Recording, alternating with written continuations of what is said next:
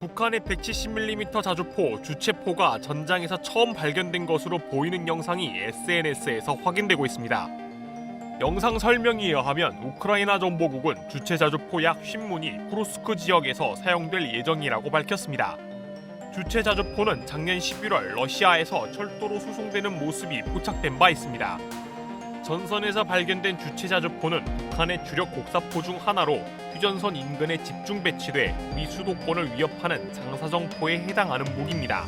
결국 러시아 우크라이나 전쟁의 한복판에 북한제 자주포가 모습을 드러냈습니다. 지난 2024년 11월 러시아군의 열차에 북한제 무기가 실려 있는 것이 포착된 이후 약 2달 만에 전선 투입된 것이 확인된 것입니다. 그러나 허접한 무기의 대명사인 북한답게 막상 전선에서는 그다지 도움이 되지 않고 있습니다. 해외군 전문가들은 벌써 북한제 자주포가 수십 문 이상이 파괴되었을 것이란 추측을 내놓을 정도인데요. 북한이 러시아에 지원한 자주포는 M1989 주체포로서 기존에 북한이 굴리던 노후화된 M1978 곡산 자주포를 대체하기 위해 개발된 무기입니다. 170mm 대구경 포탄을 사용하는 만큼 이론상의 사거리는 최대 60km로 추정되며 이는 한국의 K9이 최신형 사거리 연장탄을 사용하였을 때 달성할 수 있는 사거리와 맞먹는 수준입니다. 2016년에는 김정은이 직접 참관한 상황에서 소위 말하는 청와대 서울 타격을 위한 훈련에 대거 동원되며 전 세계의 관심을 끌어내기도 했었는데요. 하지만 모든 북한 무기가 그러하듯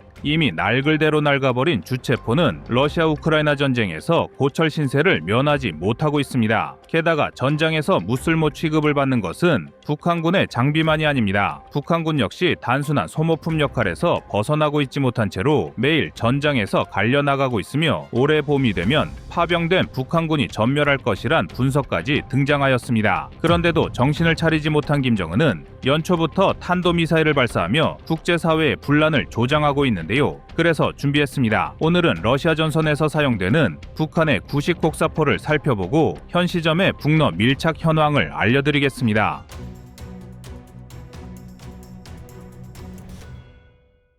북한의 주체포를 살펴보기 위해서는 우선 그에 앞서 M1978 곡산포를 들여다볼 필요가 있습니다. 미군의 정찰용 인공위성에 의해 곡산 지역에서 처음 포착되어 곡산포라는 이름이 붙게 된 M1978 자주포는 한때 한국군에게 있어 공포의 대상처럼 여겨졌습니다. 15m 수준의 장포신과 170mm 대구경 포탄을 활용한 M1978 곡산포는 50에서 60km 수준의 사거리를 확보할 수 있었고 이에 대응할 만한 사거리의 자주포가 없었던 한국에겐 상당히 부담스러운 존재였는데요. 아닌 게 아니라 1980년대 중반에서야 미국의 M109A2를 라이선스 생산하여 사거리 24km의 K55 자주포를 보유하기 시작했던 한국에게 사거리 60km는 적절한 대응 방안이 없는 것처럼 느껴지기도 했습니다. 그러나 이후 밝혀진 곡산포의 성능은 한국산 자주포의 발끝에도 미치지 못하는 허접한 쓰레기에 불과했습니다. 곡산포는 최초 사격 준비에 드는 시간이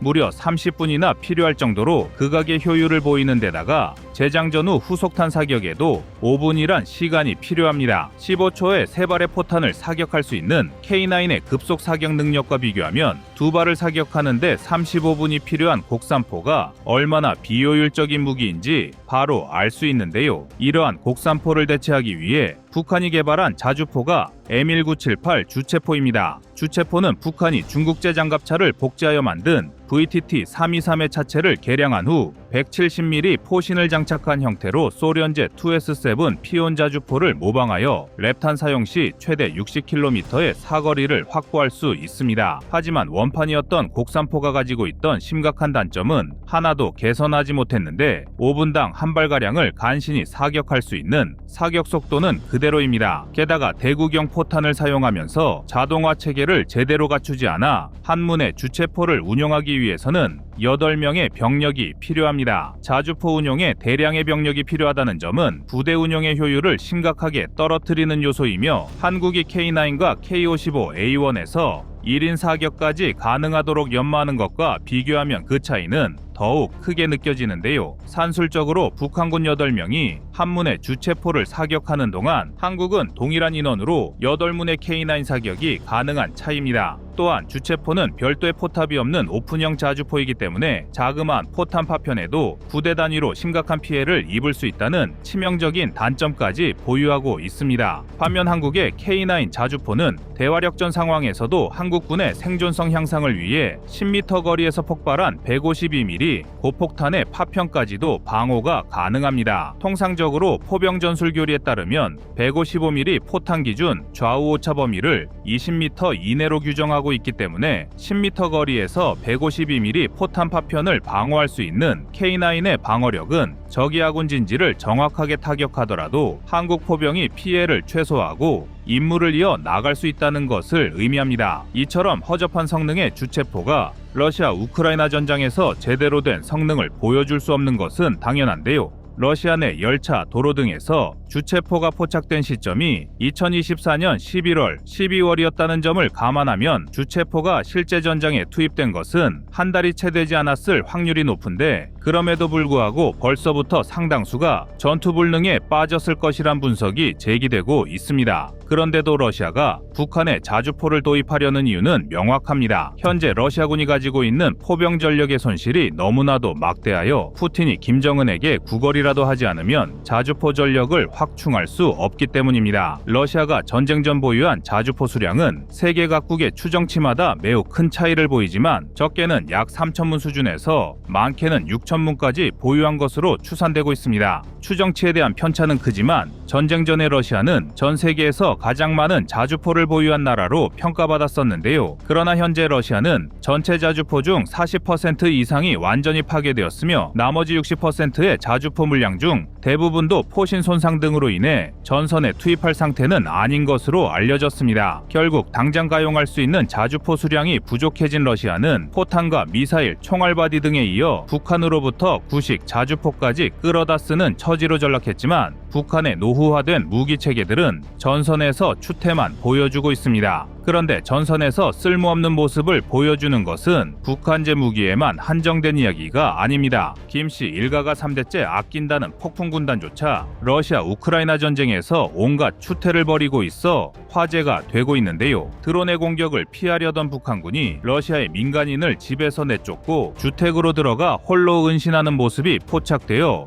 조롱을 자아내고 있습니다. 북한군에게 집을 빼앗긴 러시아 민간인들은 혹한의 추위 속에서 외부에 방치되어야 했는데 러시아를 위해 전쟁을 벌인다는 푸틴이 북한군까지 끌어들여 러시아 국민들을 괴롭히고 있는 꼴이 되었습니다. 아닌 게 아니라 북한군에게 있어 드론은 공포스러운 존재입니다. 단순히 드론이 보여주는 효율성과 타격 능력을 떠나 낙후된 북한 사회에서 살아가던 북한군에게 드론은 지금껏 아예 접해보지 못한 첨단 문물인데요. 원격으로 하늘을 비행하다 지상을 공격하는 드론의 모습은 그 자체만으로도 북한군에게 충격을 안겨주었으며 여태껏 드론 공격을 접해볼 일이 없었던 북한군은 우크라이나군의 드론이 포착되면 일단 숨기 바쁜 모습입니다. 오죽하면 북한 내에서도 드론에 떼죽음 당하는 상황을 이해하지 못해 진상조사를 명목으로 고위장교를 추가로 파견하고 있습니다. 게다가 러시아군 내에서는 북한군의 음주 문제가 수면 위로 올라오고 있습니다. 우크라이나 정보총국의 첩보에 따르면 쿠르스크 일대에 투입된 북한군은 사기 저하 문제를 겪고 있으며 잦은 과음으로 인해 제대로 된 전투력을 발휘하기 어렵다는 러시아군의 불만이 팽배한 상황입니다. 상식적으로 총탄이 빗발치는 최전선에서 술판을 벌이는 북한군의 행태는 도저히 납득하기 어려운데요. 이는 그만큼 북한군의 사기와 기강이 무너져 내렸다는 것을 방증합니다. 또한 이 밖에도 북한군은 잦은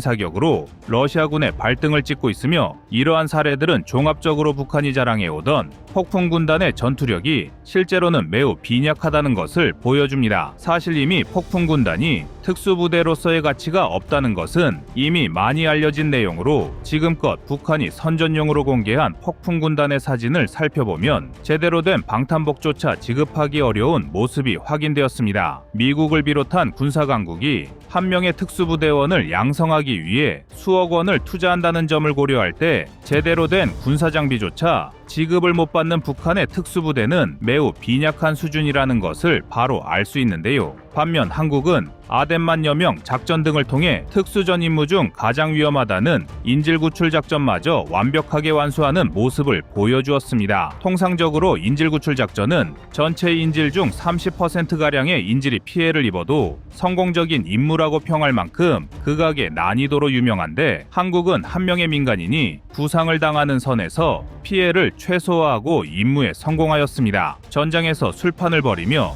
민간인을 내쫓는 추태를 보이는 북한군으로서는 상상조차 할 수 없는 성과인데요. 이처럼 북한은 자신들의 자주포와 특수부대를 러시아로 보내 군사적 이익을 쟁취하려 하고 있지만, 러시아와 북한의 밀착이 강화되면 강화될수록 오히려 그들의 전력은 한국을 위협할 수 없는 수준이라는 점만 두드러지고 있습니다. 반대로 한국은 이미 실전 사례를 통해 특수부대들의 역량을 전 세계에 각인시켰으며, 북한의 고철 자주포와는 차원이 다른 K9 자주포를 통해 전 세계의 자주포 시장을 독점하다시피 하고 있습니다. 앞으로도 한국이 지금처럼 병력과 장비 모두에 최선의 투자를 아끼지 않는다면 북한이 러시아로부터 군사 지원을 얻게 된다고 하더라도 우리 대한민국을 위협할 수는 없을 것입니다.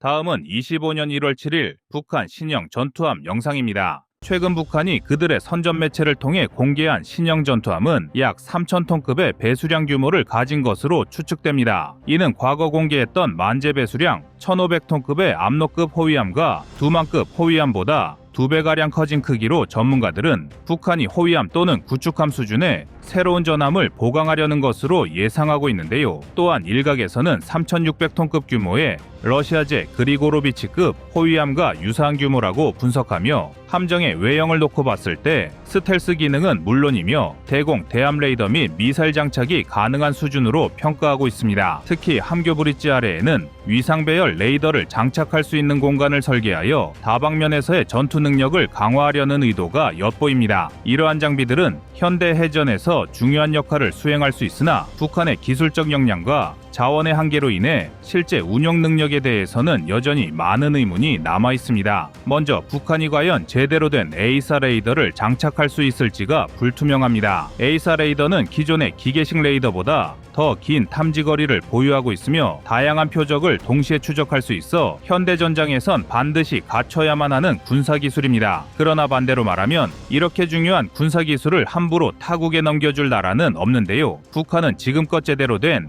에이사 레이더를 탑재할 역량이 없는 나라입니다. 북한이 건조하는 신형 전투함에 레이더를 위한 공간이 확보된 것과 실제로 제대로 된 레이더를 탑재할 수 있는지는 분명 매우 큰 차이입니다. 하지만 현재까지 북한의 기술력으로는 에이사 레이더를 자체적으로 개발하여 탑재하는 것은 절대적으로 무리이며, 반면에 한국은 이미 주력 구축함과 호위함에 우수한 성능의 레이더는 물론이며 이와 연계할 수 있는 수직 발사관, 각종 미사일 체계까지 모두 구축이 완료되어 있는 상황입니다. 단적으로 한국의 대구급 호위함만 하더라도 장착하고 있는 레이더의 대공 탐지 거리가 250km를 넘나들 정도이며, 대공 표적 이외에도 해상 표적의 탐지 거리와 정밀도는 매우 높은 수준입니다. 감히 북한이 상상하기 어려운 수준의 레이더 성능을 보유하고 있으며, 이를 기반으로 언제든 적을 타격할 수 있는 화력 체계를 구축하고 있는데요. 게다가 북한은 내부 부정부패와 자원의 비효율적인 분배로 해군력 강화 시도가 지속적으로 이어지기 힘든 구조를 가지고 있습니다. 전력 강화가 지속성을 유지하기 힘들다는 것은 지금처럼 단발성으로 한 척의 신형 전투함을 전력화할 수는 있을지 몰라도 일정 수준의 전투력을 유지할 수 있는 함대를 구축하는 것은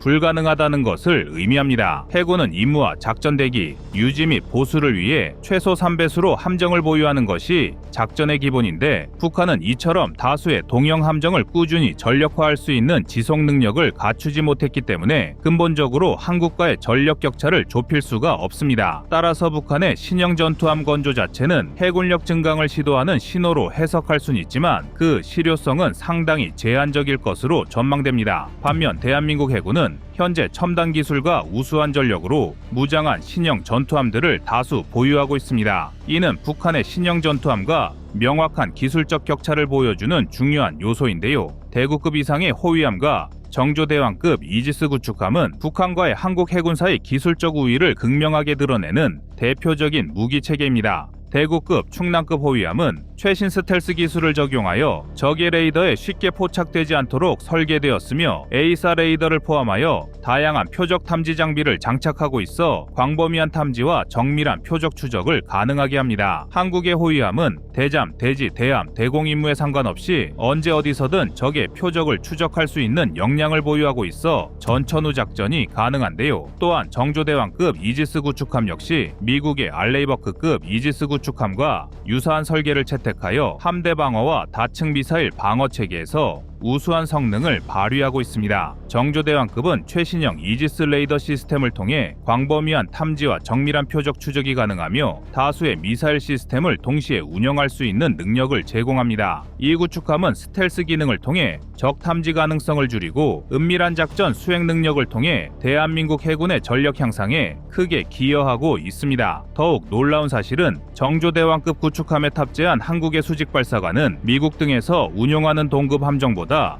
더 큰 규모를 자랑한다는 것입니다. 수직 발사관의 크기가 더 크다는 것은 그만큼 더욱 강력한 화력의 미사일 체계를 운용할 수 있다는 의미가 되며 북한의 함정은 정조대왕급 구축함의 화력을 버틸 재간이 없는데요. 한국 해군은 현재까지 총 27척의 대형 전투함을 보유하고 있으며 정조대왕급 이지스 구축함은 각 함정당 100여 발의 대공 미사일과 다수의 대함 미사일을 탑재하고 있습니다. 또한 다양한 실전 훈련과 국제연합 훈련을 통해 전투 경험을 쌓고 있는데요. 이는 실제 전투 상황에서 높은 효율성과 대응력을 발휘할 수 있는 기반을 마련해주고 전투 병력의 숙련도 향상을 통해 궁극적으로는 생존력 향상에도 크게 기여했다는 평가입니다. 반면 북한 해군이 현재까지 보유한 호위함이 6척에 불과하며 대부분은 구형 무기 체계와 제한된 레이더 시스템을 보유하고 있어 현대 해전에서 요구하는 전투 성능이 현저히 뒤떨어짐은 분명합니다. 아닌 게 아니라 북한 해군은 연료 공급과 유지 보수에 필요한 자원이 부족하여 전투함이 제대로 항해하지 못하거나 장기작전 수행에도 한계가 있는 상황입니다. 실제로 항해 중 기름이 떨어져 정박을 반복하거나 정비가 제대로 이루어지지 않아 함정의 작전 시간이 지나치게 제한적인데요. 이러한 문제는 북한의 전투함이 이론적으로도 성능이 떨어지지만